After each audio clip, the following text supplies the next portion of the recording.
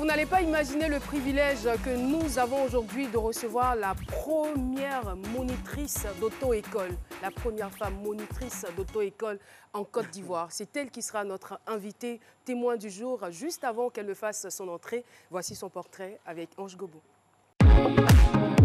Tout incroyable autour de notre invitée d'aujourd'hui. Amalama Akua Madeleine est originaire de Bongouanou et mère célibataire de 4 enfants. Amalama Madeleine commence l'école à 12 ans et arrête ses études en classe de première à cause d'une grossesse, mais elle obtient son BPC. Quelques années plus tard, elle enseigne dans une mission catholique, la classe de CE1. En juillet 1979, elle réussit à se faire une place au milieu des hommes moniteurs grâce à sa douceur, sa détermination et son amour pour l'enseignement. Madeleine devient la première femme monitrice de Côte d'Ivoire en 1979. Pourquoi ce choix de monitrice ? Toute son histoire avec Caroline. Merci beaucoup, Ange Gobo. Et tout de suite, je vais vous demander de vous tenir debout pour recevoir notre invité témoin du jour, Amalama Akua Madeleine, première femme monitrice de Côte d'Ivoire. Merci de la recevoir.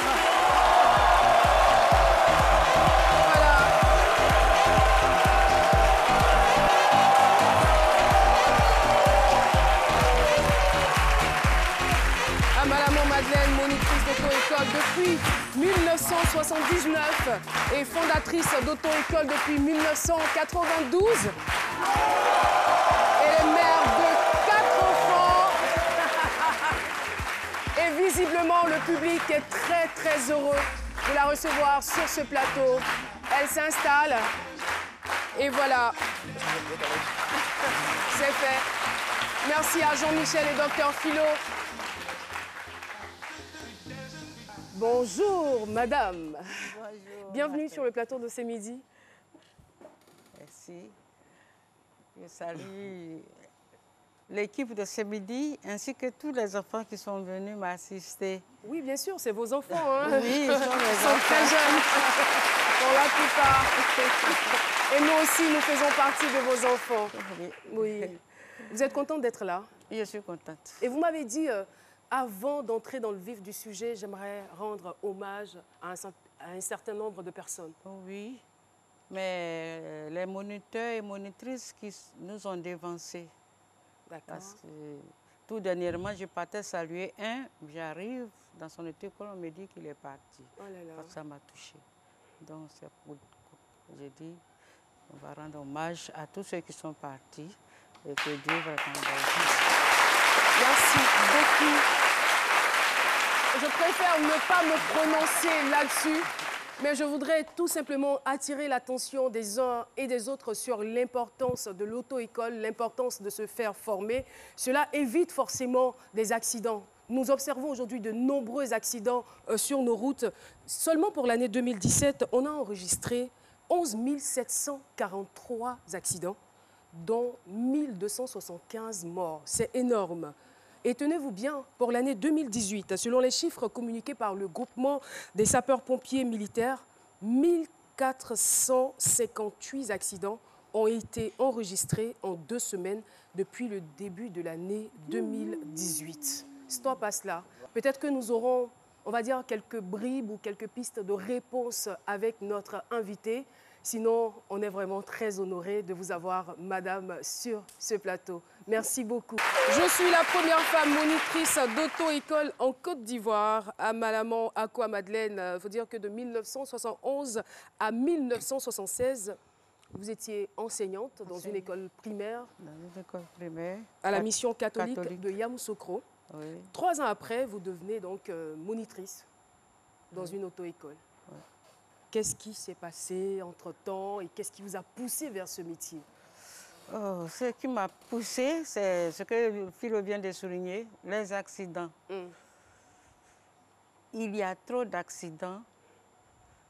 Et dans les années 73, 74, j'étais encore à Yamoussoukro quand les 404 venaient à Abidjan. Et chaque fois, tu entends accident, brrr, des morts. J'étais dans l'enseignement et j'ai commencé à mûrir l'idée. J'ai dit, mais comment les hommes enseignent et puis il y a tant d'accidents? Il va falloir que je les rejoigne pour exercer ce métier. C'était comme un défi à relever pour vous. Hein. Oui. Donc, je suis venue à Abidjan, j'ai arrêté l'enseignement primaire. Je suis venue passer le concours de Mais c'était moniteur. quelque chose que vous aimiez. Comment? Vous étiez épanouie dans ce métier? Oui. Oui, d'accord. En tout cas, j'aime bien ce métier. J'aime bien enseigner. D'enseigner. Et je suis venue, j'ai fait tout ce qu'il fallait pour avoir le CAPP. On était 50 admis et parmi les 50, on a divisé en 2 groupes de 25. Et le premier groupe de 25, on était 2 femmes. Paix à son âme. Madame Bailly Angèle, c'est moi. Non, maman, on va l'encourager. Hein. Vous allez l'encourager, calmement. Calmement. Soyez forte.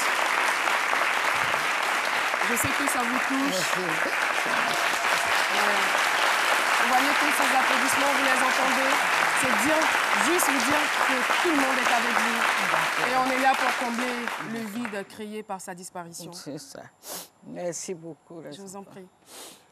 Donc, on était 2 femmes. Ma collègue, Madame Bailly Angèle, et moi. On a même fait une photo d'ensemble dans le livre qu'on appelle « Les routiers ». Et quand on a eu notre diplôme, elle a dit « Ah, ma fille », parce qu'elle est plus âgée que moi, « Ma fille, moi, c'est pas pour aller apprendre... » Enseigner. Voilà, enseigner, mais je vais ouvrir mon coin pour former les formateurs. Donc, je crois que c'était à Williamsville, IFER, elle a donné le nom IFER. Bon, comme j'étais à Yamoussoukro, je n'ai pas trop suivi, et puis je ne l'ai plus revu. Bon, moi aussi, comme je tenais à exercer le métier, je suis allée d'abord travailler avec un directeur de école, Monsieur Kwadiane Pierre, qui vit encore, qui est là encore, il a Yamoussoukro. Son petit frère, père à son âme aussi, Kwadiane Félix, auto-école de 220. C'est chez lui, j'ai fait mon stage, je me suis formée chez lui. Et puis, après la formation, on allait à l'examen et ça marchait. Je devrais travailler à Abidjan, pour être monitrice à Abidjan. Malheureusement, j'ai laissé tous mes enfants à Yamoussoukro. Donc, j'ai demandé à aller travailler à Yamoussoukro. C'est ainsi que je me suis retrouvée à Yamoussoukro. J'ai travaillé pendant 5 ans avec M. Kwadiane Pierre à l'auto-école Dialogue. Comment étaient vos débuts? Mes débuts, très, très relax. Relax, d'accord. Parce que quand je suis arrivée, j'ai dit au monsieur que je devrais travailler avec votre petit frère Abidjan, mais comme vous êtes le grand frère et puis vous êtes à Yamoussoukro, j'aimerais venir travailler ici pour pouvoir suivre mes enfants. D'accord. Il dit, il n'y a pas de problème. Donc, il n'avait pas confiance en moi. Il m'a prise, m'a donné les clés, il dit, bon, allons à l'hôtel président, à Yamoussoukro. Dans l'ancien bâtiment, il y a des courbes, des tournants bizarres, là. Il m'a envoyé là-bas, tourner jusqu'à nous sommes revenus en ville. Quand nous sommes arrivés en ville, il dit, bon, tu peux travailler. C'est comme ça que j'ai commencé. Il a eu confiance en moi. Et moi aussi, j'étais à l'aise. J'ai commencé à prendre les gens à la conduite. Parce que ma spécialité, c'était la conduite. Mais je peux enseigner aussi le code de temps en temps. Mais comme il avait besoin d'une monitrice à la conduite B, donc j'ai commencé à travailler. Et après, je suis allée à Bundiali en 1984. Avant d'aller à Bundiali, j'avais déposé mon dossier autorisation d'ouverture. Donc, je suis partie en 1984. En 1986, je reçois la suite de ma demande. Vous êtes autorisé à aller ouvrir votre... Aïe. Ça, c'était une très bonne nouvelle. Hein?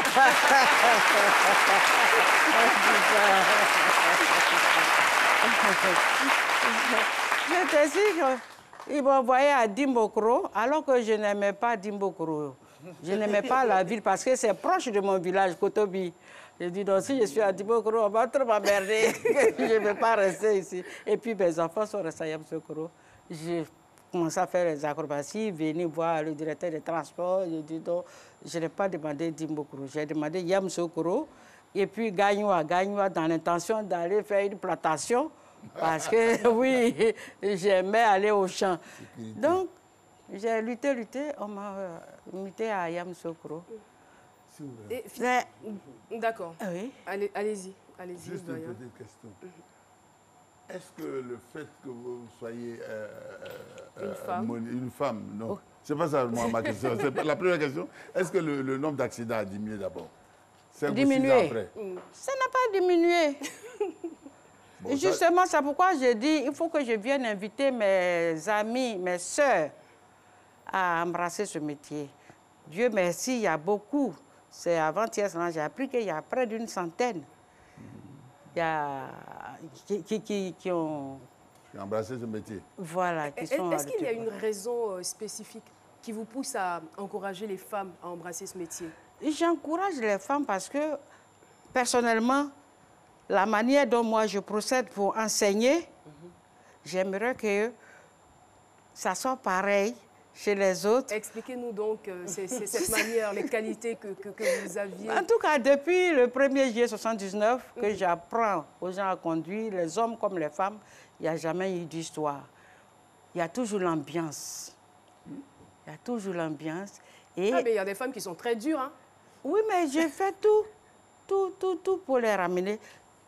Ces deux femmes, seulement, je n'ai pas pu arriver à les faire conduire. Et les deux femmes, il y a une à Yamsoukro, une à Bundiali. Et les deux femmes avaient le même problème. Problème de foyer. Quand on va à la conduite, tu les entends soupirer. Madame, il y a quoi?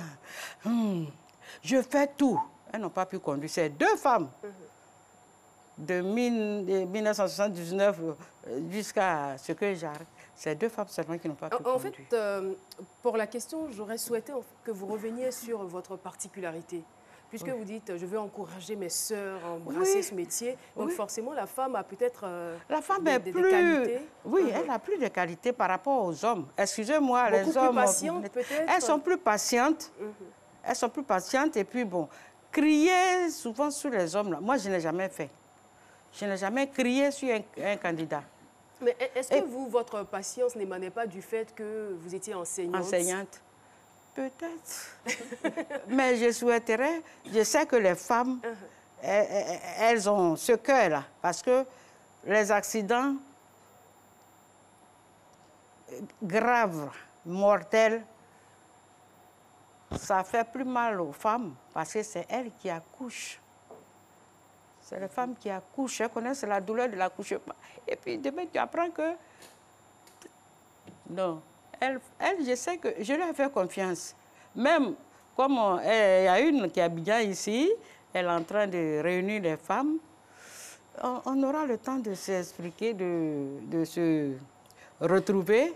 Et puis donner quand même, chacun va donner son point de vue, comment elle apprend à conduire, qu'est-ce qu'il faut, puis ça va marcher. Oui, Jean-Michel. Chère maman, je ne sais pas s'il existe, à l'heure qu'il est, une enquête officielle qui établit que des conducteurs formés par des femmes font moins d'accidents que des conducteurs formés par des hommes. Mais n'empêche, je tente la question, est-ce que vous pensez que l'enseignement féminin en matière de conduite apporte une différence? À mon avis... Et si oui, de quelle manière? Par les conseils. Moi, quand j'enseigne, je donne beaucoup de conseils par rapport à la conduite. Parce que conduire, c'est savoir se conduire. Donc, pendant qu'on fait la conduite ou bien le code, je leur donne des conseils. Et la femme est mieux placée pour donner des conseils.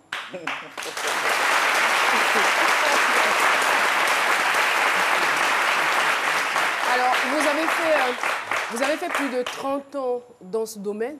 Oui. Est-ce que vous pensez avoir pleinement réussi votre mission? Puisque c'était comme pour vous une mission. Vous disiez, il y a trop d'accidents, il faut que je vienne pour qu'il y ait un changement. C'est-à-dire, les accidents ont certes continué, mais avez-vous l'impression d'avoir pleinement joué votre part? Bon, c'est trop dit, parce que ce que je fais, c'est comme une goutte d'eau dans la mer. Ah. Il faut qu'on soit nombreuses pour pouvoir relever ce défi. Moi, j'ai l'impression, en vous écoutant, que je ne sais pas si... J'ai l'impression que vous nous lancez un appel autrement, c'est-à-dire qu'il faut, au-delà de la formation à la conduite, qu'il faut faire peut-être de l'éducation civique. C'est-à-dire que les conducteurs doivent avoir une sorte d'entraînement moral sur comment se tenir, le rapport à l'autre au-delà du simple fait de conduire un véhicule. Oui. En roulant, conduire, c'est savoir se conduire. Conduire, c'est savoir se conduire. Bien sûr. Nous sommes tous dans la circulation, mais tu ne peux pas agir sur ton ami. À toi de faire attention. Parce qu'il y a parfois beaucoup d'incivisme sur les routes, beaucoup d'impatience. Beaucoup d'impatience aussi. Et beaucoup de vigilance, moins de vigilance. Il faut être vigilant au volant. Il faut être vigilant. Allez-y. Pour vous qui avez appris à conduire, si j'ai bien compris votre histoire à Yamoussoukro, on sait tous qu'à Yamoussoukro, les voies sont beaucoup plus larges, le trafic est moins intense qu'à Abidjan. On n'a pas les mêmes réalités entre Abidjan et Yamoussoukro. Est-ce que vous arrivez à comprendre le fait que... Mais c'est pourquoi je demande aux autres femmes de venir.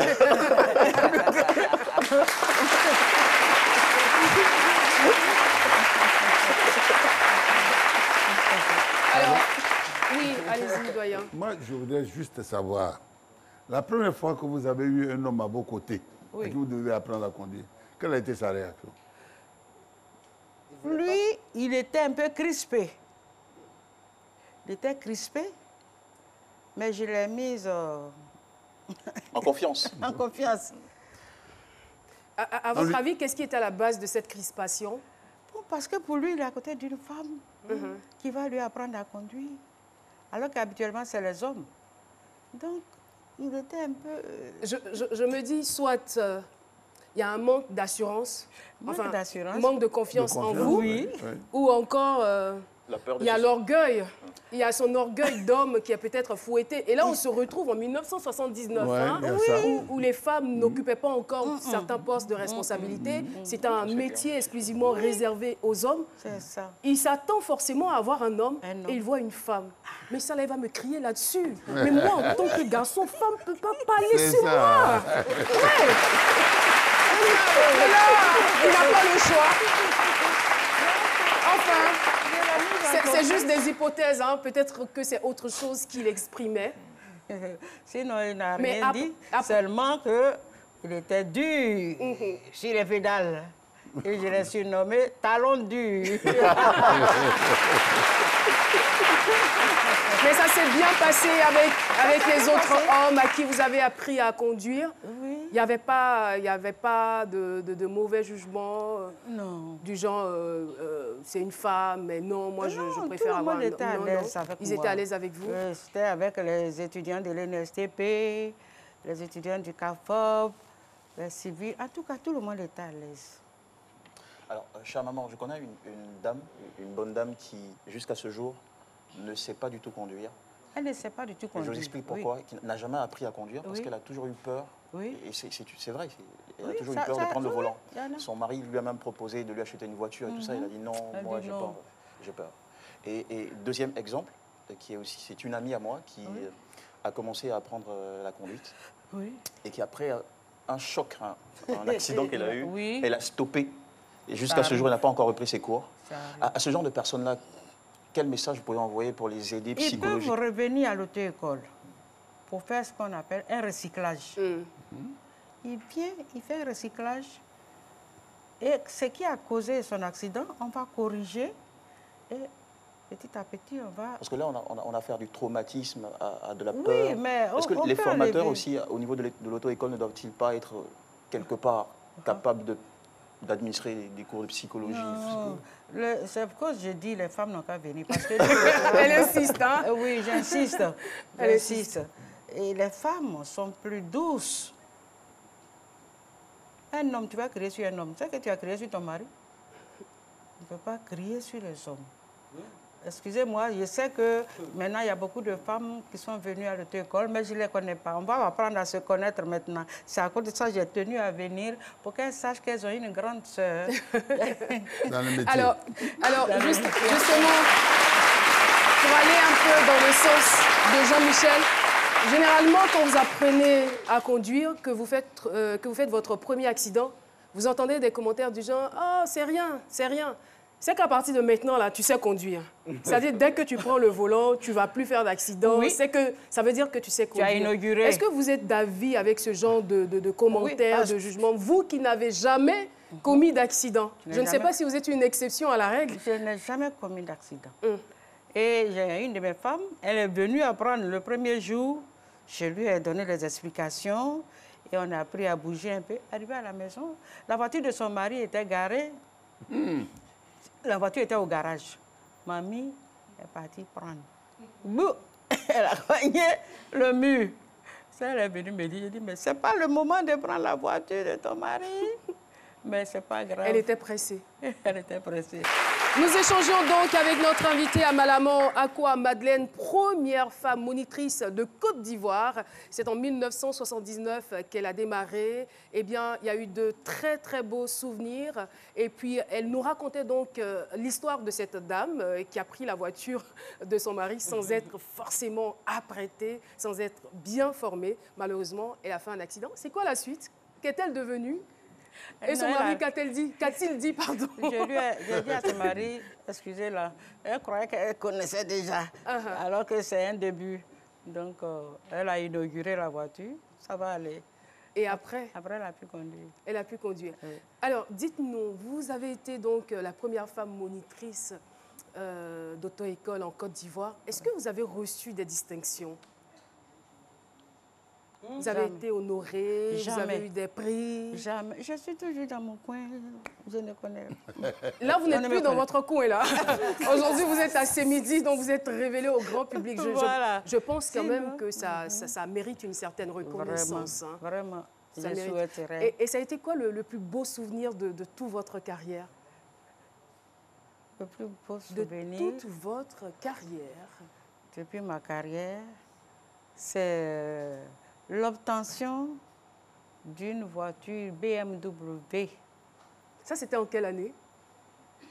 En 92, 93, pour l'ouverture de l'auto-école. Parce que c'est une voiture que j'ai aimée depuis que j'étais monitrice chez les autres patrons. Et je suis tombée par le biais d'une camarade, paix à son âme, elle est partie. Elle a permis que je puisse obtenir cette voiture BMW pour Une voiture flambant ouvrir neuve, l'auto-école. Et moi, comme vous me voyez, je suis bon, je ne veux pas m'insulter, mais on ne peut pas tout dire. Ça ne dit pas. On ne dit pas. Ah ouais. On ne dit pas.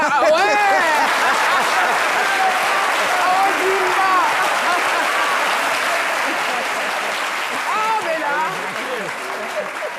le syndrome d'Ougoutigui, franchement, Voilà, cet enfant. Dougoutigui, on ne dit pas. Donc, mais vous êtes vraiment, ouais, c'est dedans, quoi. D'accord. Vraiment, ça m'a fait plaisir. Parce que j'ai vu la main de Dieu, la grâce de Dieu sur moi. Donc, cette voiture vous a été gracieusement offerte? Jusqu'à aujourd'hui, on ne m'a pas dit, viens payer. Le monsieur m'a donné le prix de la voiture. Il a dit, ça coûte 1 300 000. Même s'il me demandait de déposer 100 000, je n'allais pas trouver. Mais il a pris la clé, il dit, tiens. Et nous sommes partis. Et comme ça, j'ai commencé à tourner à droite, à gauche pour chercher à faire la réception de l'auto-école. Et ma camarade, paix à son âme, c'est dommage, elle dit, bon, madame, après on va s'asseoir. Après, on va s'asseoir. On ne s'est jamais assise jusqu'à ce qu'elle parte. On est vraiment désolé. Le monsieur, vraiment, le monsieur qui a donné la voiture aussi, il est encore Yamoussoukro. Il ne m'a jamais dit, madame, mon argent. Donc, ce n'est pas Dieu. Franchement, c'est une grâce. Merci beaucoup. Vous restez avec nous. Docteur Philo a une question. Je vais faire une suggestion à un moment. Avec toutes ces qualités-là, on a besoin de vous. Récemment, le gouvernement a fait appel à les femmes sages à la retraite pour venir assister les jeunes sages-femmes. Voilà. Donc, qu'est-ce que vous envisagez de faire? Est-ce que vous envisagez d'aller vers peut-être le ministère des Transports pour que vous puissiez peut-être passer dans certaines auto-écoles agréées ou tout ça là? Et pourquoi pas être monitrice des moniteurs d'auto-école? Parce qu'on en a besoin. Mais, comme je viens de le dire, hier, j'ai appelé une qui a commencé à réunir les femmes qui embrassent ce métier. Elle m'a dit qu'il y a près d'une centaine. Donc, ça m'a fait plaisir. Pas seulement les femmes, même les hommes. Vous pouvez enseigner les hommes. Enseigner. Enseigner, c'est sa passion. Hein. Enseigner, oui, c'est ma passion. Mais à part ça, c'est la chorale. Est-ce que votre état de santé vous permet toujours d'enseigner? C'est parce que j'ai mal aux pieds. Sinon, j'allais venir en voiture. D'accord. Mais c'est parce que mon pied, le diabète a fait que mon pied s'est enflé. J'ai eu une plaie, donc je ne peux pas appuyer sur les pédales. Mais je n'ai pas encore baissé les bras. Je prie Dieu jamais, à ce que... Il ne faut jamais baisser les bras. Maman, tout à l'heure, chère maman, Caroline nous donnait des statistiques très effrayantes. Oui. Des accidents en Côte d'Ivoire, déjà même pour le début de l'année 2018. Pour vous qui avez autant d'années d'expérience sur les routes, quel est votre rapport, votre proposition pour qu'on puisse combattre plus efficacement ce fléau en Côte d'Ivoire?